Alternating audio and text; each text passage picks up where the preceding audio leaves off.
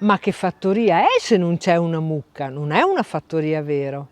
Questo a volte è quello che ci raccontano i piccoli ospiti che arrivano qui in azienda agrituristica qui da noi. In realtà nell'immaginario dei bambini l'azienda agricola è quel luogo dove possono vedere tantissime specie di animali, le galline, le caprette, i conigli, le mucche perché sono animali grandi, i cavalli, e quando questi animali non ci sono, nell'immaginario un'azienda agricola non può essere definita tale.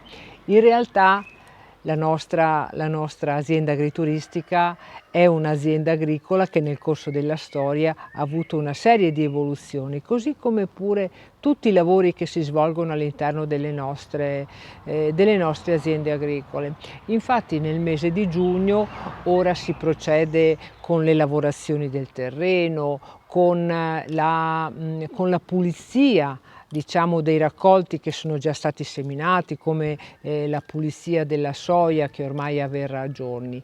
Negli anni però, quando l'azienda agricola aveva in sé la stalla, c'erano dei lavori legati proprio ad un'attività di tipo più manuale. Infatti chi aveva dei piccoli appezzamenti di mais procedeva con la pulizia appunto del gambo di mais, o meglio procedevano al taglio del pennacchio che spuntava soprattutto nel mese di giugno, e quindi la rimozione del pennacchio, di questo ciuffo di colore rosso che c'era al di sopra della pannocchia, permetteva alla pannocchia di ricevere meglio i raggi del sole e quindi di avere una crescita maggiore data appunto dal calore e dall'eventuale umidità della notte.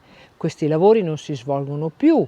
Le nostre aziende hanno subito un certo grado di evoluzione, e questo spesso viene raccontato ai nostri ospiti che decidono di soggiornare in un'azienda agrituristica. Con i nostri ospiti infatti spesso ci abbandoniamo a delle piccole ciacole e anche a degli spuntini, così come faccio io oggi dopo avervi raccontato questo spaccato della nostra vita contadina. Buona ciacola e buon sfurezzo a tutti!